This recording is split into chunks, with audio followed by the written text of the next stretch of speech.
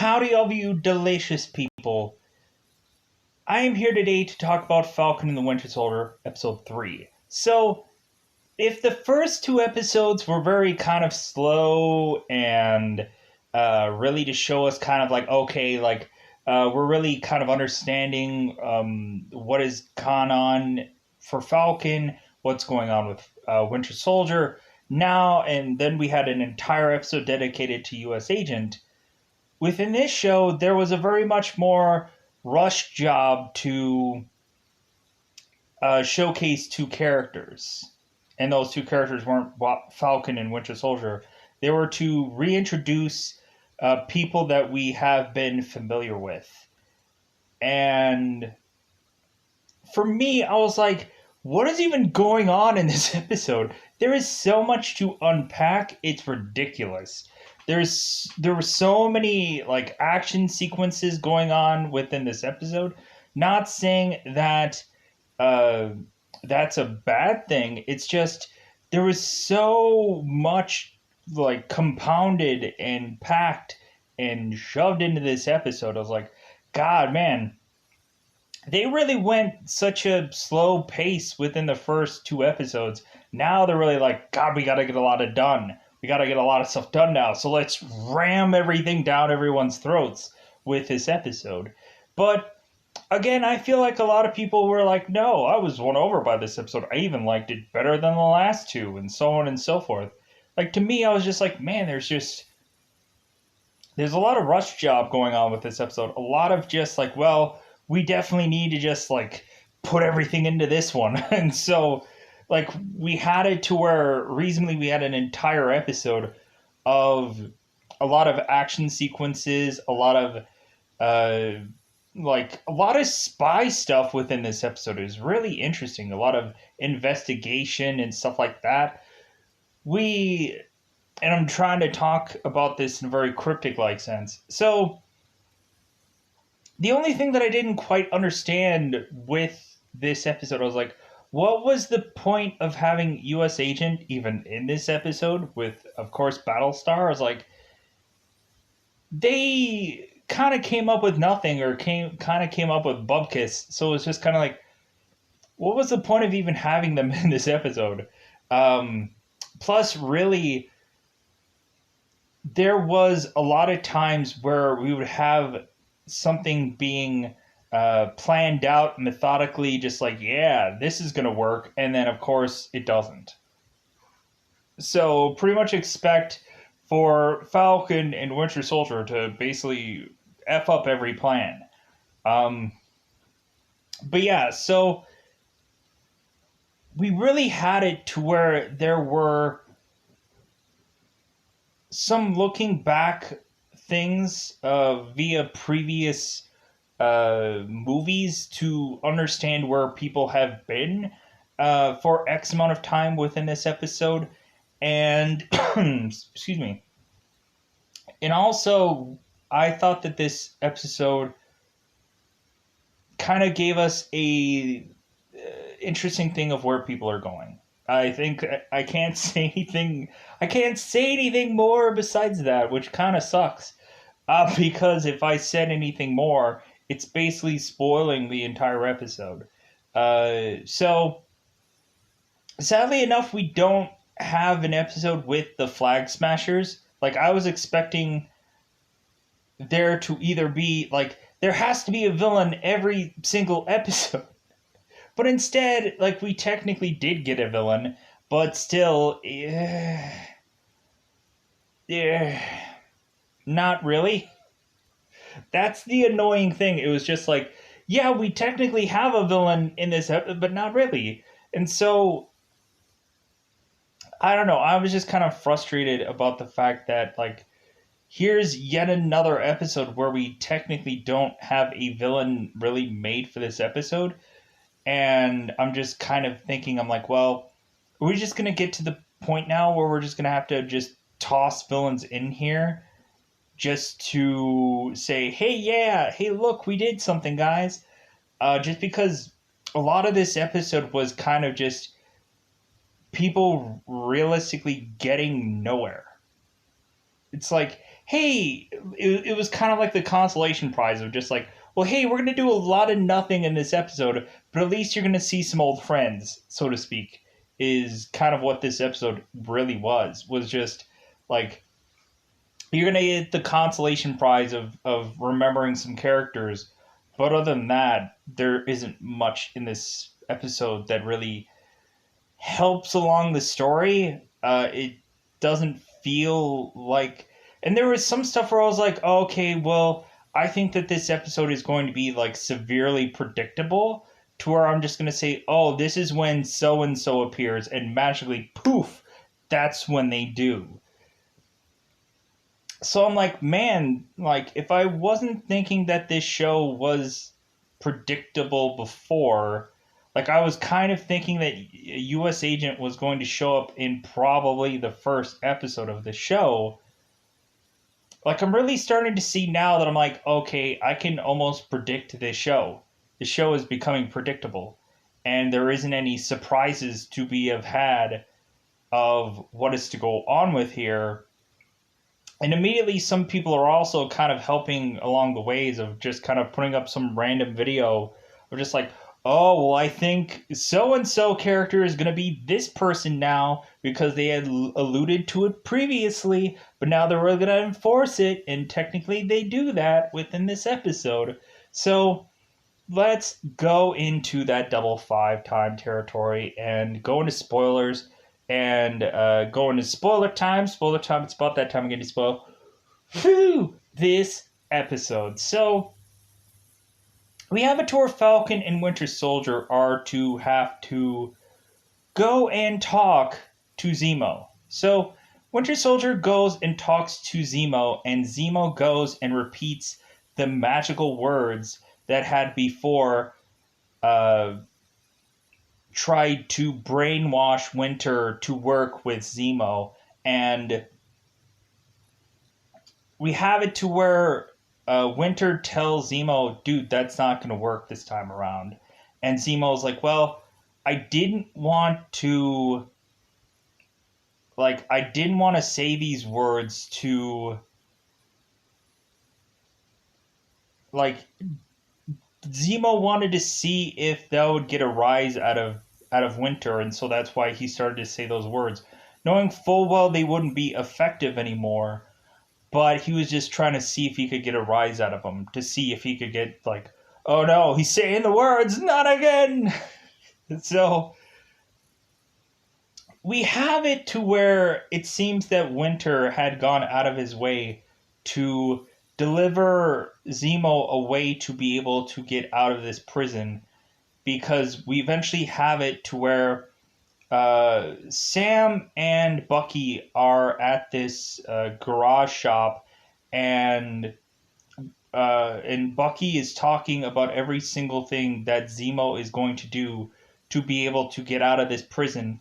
And so we have it to where Zemo ends up going and breaking out of this entire prison fairly easy. I'm like, wow, so basically anybody could have probably broken out of this prison. Thank God that doesn't happen every single day, because good God, if Bucky can break this guy out, then I guess. So we have it to where Zemo makes his way to this same garage where Sam and Bucky are, and we have it to where Sam is mentioning about every single crime that Zemo had committed, and Bucky is telling Sam, it's like, well, yeah, but, like, we need him. We need him. He has intel that we don't have to be able to kind of really cut to the quick about this whole super soldier serum thing, much more so than we can, and so we need him. And so eventually Zemo appears and he's like, hey guys, like, I'm willing to work with you. And so we end up finding out that Zemo is filthy stinking rich. We have it to where Zemo takes these guys to some car garage where Zemo has his Zemo gear and his purple mask, and it looks all awesome and sweet and cool. And so we end up going along and eventually having Zemo taking both Sam and Bucky on this private jet that Zemo has. And Sam is like, "Oh my god, I didn't realize how filthy stinking rich this guy was." And Zemo's like, "Yeah, I am rich." And so they go on to the plane, and so we have Zemo's butler, plane butler, telling him, "Hey, yeah, I guess the fridge is on the fritz." And so we end up having Zemo telling this butler, "Well, hey, like, do the smell test. If it doesn't seem like the food is all that good and well, like, give it to them, give it to Sam and Bucky to eat." And so we eventually have Zemo had taken the notebook that Bucky had. And so Zemo is reading one of the names, and Winter ends up grabbing the notebook and squeezing the neck of Zemo. Said, "If you ever touch that notebook again, I will kill you." So we end up finding out that the notebook that Bucky has is the exact same notebook that Captain America had. I'm like, wow, that's actually really amazing. And when thinking about it, it's like, that is actually the best thing for Bucky to actually do. Because if Bucky is actually going to re immerse himself into the world, why not have a kind of a blueprint from Captain America of the things that he has seen and tried and whatever? And so Bucky could go and do the exact same things that Cap had done at some point. And so we end up having Sam asking Bucky if he read the entry that Captain had made about the music choice from Winter Soldier, and Bucky says, "Yeah, I listened to it," and it seems that Bucky talked about, like, you know what, I really just like 40s music. And so we have it to where Sam is really just saying, well, no, man, hey, like, Captain America really loved Marvin Gaye and all these kind of, like, really, like, justifying, like, his musical choices. And even, like, Zemo is mentioning, yeah, like, it's a very great experience uh, for a certain kind of people. And so Bucky's like, okay, sure, I'll look into it. It's like, good God, people. It's like, yeah, maybe people aren't gonna like music. Maybe people are maybe more movie people or show people or whatever. Maybe they would rather watch something than listen to music, or maybe they're just not music people. But anyways, so we go along and we have it to where Zemo has some intel on some people that they could do a trade. Basically, Zemo is going to try and trade Winter Soldier for information. And so we have it to where both Sam and Bucky are, well, Bucky is, of course, wearing a quasi similar Winter Soldier outfit, and Sam is wearing some kind of outfit of some, like, kind of pimp outfit, and he looks really really awesome. It seems that there is some actual person that Sam is trying to look like. And so funny enough, we had like some picture of this guy, and Sam is like, you know what, I look really like this guy. So we have it to where they go along, and it seems that Sam ends up drinking some bizarrish snake drink, which makes no sense to me. And so he tries to like sip on it, and he's like, yeah. It's like, so we have Zemo who is offering up Winter Soldier, and so the bartender is like, well, you kind of have to prove that this is actually the Winter Soldier. And so We have it to where guys are to walk in and Zemo is to tell Bucky, it's like, Winter Soldier, attack them. And so we have this whole sequence where Bucky is just cleaning house, just beating the living crap out of people, and it looks freaking awesome. And so we have it to where they prove their worth, and so Bucky ends up going on into meeting this person. And so Sam is asking Bucky, hey, are you okay? And Bucky's like, I'm fine. So they go on into meeting this woman, and they are going to exchange information for Bucky, for Winter Soldier. So what ends up happening is that Zemo says that Winter Soldier is still like coded and could be manipulated via the code names, which isn't actually the truth anymore. So we have it to where Zemo is making this offer, and while that is all going on, we have it to where Sam accidentally gets a phone call from his sister mentioning about the boat business and how things aren't exactly working out with the whole bank situation still. And I'm like, we have it to where this dealer is telling Sam that, hey, like, you need to answer this call and put it on speakerphone. And so Sam, of course, forcibly does.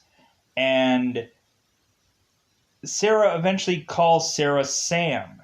And we have it to where this dealer is like, who is Sam? And so Sam ends up ending his phone call, and like a war is just broken out. And so people are basically having to fight their way because of Sam's stupid mistake of leaving his phone on. And so we end up having it to where there are also kind of bullets also kind of flying via snipers through some other location to help these guys out. And eventually, while these guys are to luckily be able to get out alive, we eventually find out that Sharon Carter had been able to help these guys out, get out of this sticky situation. And so we have it to where Sharon is, and I was like, here's where Sharon Carter is going to appear. And surefire enough, she does. I'm like, yeah, I'm thinking like it's not going to be Nick Fury. It's probably going to be Sharon Carter. Supposedly she was going to be on this show anyways. And so here's where she appears, and like magic she does. I forgot about the U.S. agent stuff, so let's clear that up pretty quickly. So U.S. agent goes and tries to find out information about the Flag Smashers, where someone had tried to hide them, and what ends up happening is this guy will not give up any information about the Flag Smashers, and the Flag Smashers weren't even in that place where they had gone and tried to look for the Flag Smashers. And so U.S. agent was trying to intimidate somebody to get information, and they just spat in his face. And he's like, do you not know who I am? Like, I'm Captain America, and you're spitting in my face? So this facility, nobody gives up information. U.S. agent is getting bubkissed, and so really they just end up having to walk off because there's no way that they can get the information that they need about the Flag Smasher. So they end up walking off into the sunset to be in another episode via next week, because what else is going on? So Sharon Carter is to tell Falcon and Winter Soldier that she is basically on the run. And so Sam guarantees her that if Sharon goes and helps them out get information about a facility that is in some hangar somewhere with all these bizarrish, like, metal containers that normally a semi would just drive off a lot with. Um, that Sam would give Sharon a pardon, which eventually we are to realize after this whole mission is done that there's no way that Sam could actually give her a pardon. And so eventually I'm assuming maybe Sam is going to probably talk to U.S. Agent to probably have U.S. Agent give Sharon a pardon, maybe. That would be nice. But we have it to where also here's where I'm gonna get to, like, we'll get to that container business jazz with Sharon Carter and all that jazz. We'll get to that in a second, but I wanted to get to the very tail end of this episode, which I thought was awesome. So we have it known that Zemo had gotten loose from prison, and so we end up having one of the Wakandans coming to find Zemo, and I thought, I was like, oh my god, this is amazing! This is awesome! So we have it to where Bucky notices a Wakandan trying to get Zemo to go back to prison, because knowing full well Zemo had killed T'Challa's father. And so, of course, since we can't have T'Challa here because of, sadly, him being dead, we have the next best thing, which is a Wakandan woman. Which I was like, yeah, yeah. We don't have like M'Baku or some like notable person from the Black Panther franchise, but we just have a Wakandan coming to collect Zemo. I was like, yeah, because we have to be reminded that Bucky is the White Wolf, and so I'm assuming if when we get this Wakanda Black Panther-esque thing like show, I'm wondering if Bucky is quite possibly going to be involved in that show, which I don't want him to be like a cementing role where he's like he's carrying that show. No, I just wanted him to be just kind of a part of that show. But the real true people really carrying that show is maybe people like Shuri or M'Baku or anybody else. Okoye, I want them to carry that show. Bucky can just be like, oh, hey, cool, Buck, you're here? Oh, well, that's great, but you suck. But because everybody else in Wakanda is awesome, yeah? But anyways, so Wakanda forever, that's for sure. Anyways, and plus, I want to see, like, eventually, I'm hoping we'll eventually get the Wakanda thing kind of going for a show or a movie or whatever that's going to be. So that way we can kind of see what happens with T'Challa's character. What are they going to do? How are they going to work that story? And I think it might be that will be severely difficult to figure out exactly what they're going to do. And I hope that they won't still recast. No. Do not recast T'Challa. Just really just have it to where either Shuri takes up the mantle or somebody. Got to figure that out. But anyways, mood point. So going back, so we have it to where they have to go to these containers to find this scientist guy, for eventually this scientist to just be bazookaed and exploded, and everybody has to go and run off to... I didn't really understand all this jazz, and what the heck was any of this. I didn't really understand a bulk of this episode, just because there was so much going on, and a lot of it was just going way over my head.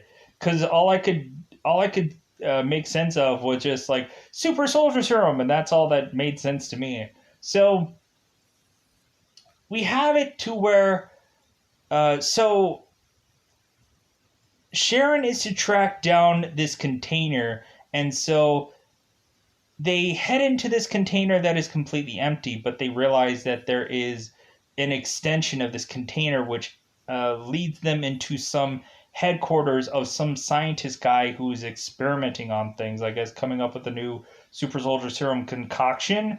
And so again, we end up having this container ending up getting bazookaed, and everything is annihilated. Sam, Bucky, and Sharon are all trying to like shoot their way out, and it seemed that Zemo had run off well before anybody else did. And so, while it seems that Bucky and Sam and Sharon are easily losing every single one of their bullets, we end up having Zemo coming back in, and saving the day, and had gone in and taken down every single one of these men while wearing his purple mask. I was like, yeah, because they alluded to the fact that that Zemo had found his mask, and I was like, okay, so when is he gonna wear it?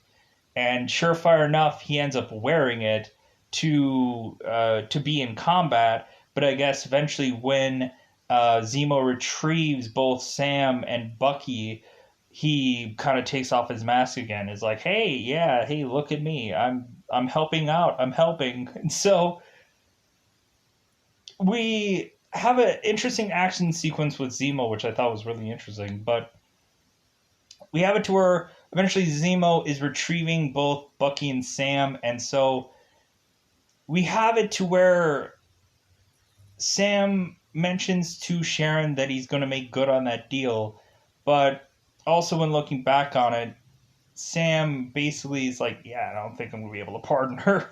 So Sharon goes and is talking to one of her people, and she's saying, yeah, it seems like we found out some information and some things that we're going to have to look into, and so on and so forth, and they go off. So eventually, the very tail end of this episode is eventually Bucky going and meeting one of the Wakandans and mentioning how like she needs to get Zemo back in prison or killed off, I think would be the better thing.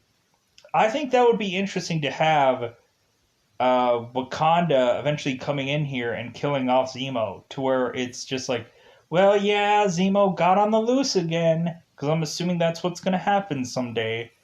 And so I think a Wakandan is going to have to kill Zemo, and we'll see who that is. I'm hoping that there's a real prominent...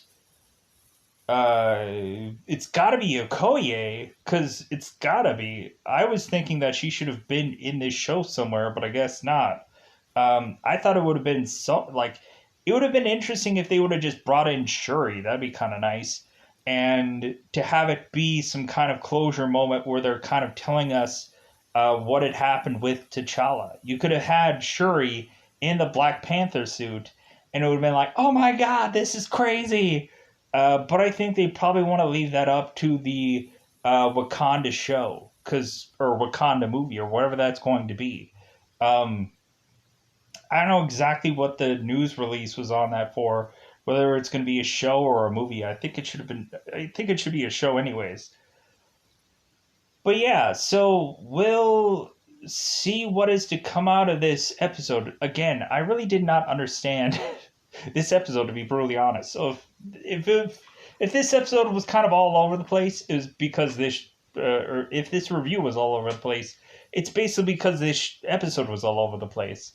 And so, really, I did enjoy it because of all the action. Because, especially when Bucky was, really just beating the crap out of people. It's like, yeah. And also, Zemo was kind of helping out the group. But, yeah, so I'm assuming or assessing, eventually, what is to all go on with this show is eventually... Are we going to have some kind of thing where maybe Zemo was the leader of Flag Smashers all along, and who knows, but or maybe U.S. Agent was quite possibly a villain? I don't know, it seems like there could be something where we're going to find out all along a big, huge surprise, and then we're like, wow, this show is amazing. But we'll kind of see how these things kind of eventually go into. And eventually, a lot of people can speculate all they want, which will be interesting. Because I think there's been a ton of people that have been speculating for to try to make views and try to make money off this show, which is perfectly fine because when looking at it, everybody does the exact same thing for every single little bit of Marvel news that they can come up with to just like, yeah, maybe Bucky is going to be a White Wolf in the Wakanda show. Maybe this and that is going to happen. Maybe Stephen Strange is going to appear in the last episode of WandaVision, which he didn't. And so on and so forth. Maybe every single Avenger is going to show up at the very last episode of Falcon and Winter Soldier, which they won't. But wouldn't it be cool, though? Yeah, it would, but that's not going to happen.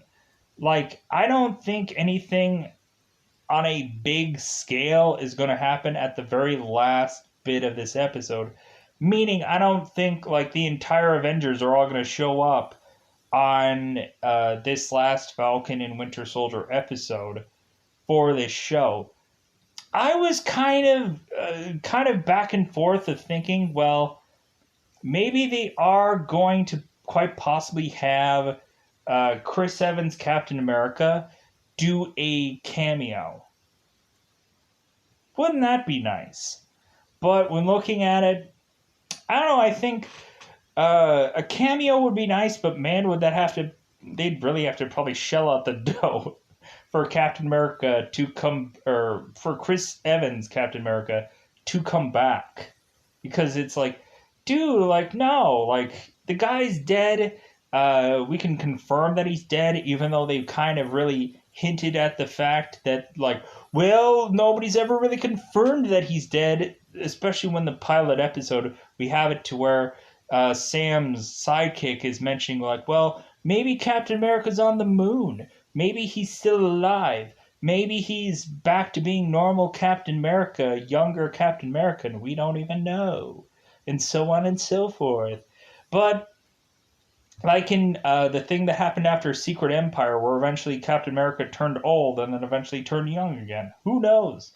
But anyways, so I don't know. I think this show is really good. I really enjoy it. There's really not a point where I can say there's really a bad episode. I just think that this one kind of rushed a lot, and so that's where it kind of got me to just be like, Like, it was really just to showcase both Zemo and Sharon Carter, and that's all it really did. Was to just be like, hey, these people are back, so that way they can, like... So, is every single episode just going to be showcasing a character that you haven't seen in a while, and that's going to be every single episode? To just kind of have these characters here so they can insert them later into another movie, or quite possibly a show somewhere down the road, because when looking at it, they have basically said that it's like, well, we're only going to do one season of this, and we're only going to do one season of that, and we're only going to do one season, and then we're going to eventually reincorporate these people into a movie. I'm like, well, yeah, but how are you guys going to do movies? You guys aren't going to be able to do movies unless you are going and doing every single Marvel movie. You're just going to insert them into Disney Plus for people to do the $30 premiere thing. And so, yeah, it'll be interesting to see eventually how the MCU is to now go and do films on Disney Plus, because they're forcibly going to have to. Black Widow being out in July really cements that it's like, okay, well, we are going to have Disney Plus kind of really carrying this movie, so to speak, and really carrying any movie that is to come after this, which is going to be really interesting. So, I don't know, we'll see how this goes, and yeah, I'm going to get out of here. Goodbye, everybody. Goodbye, everybody.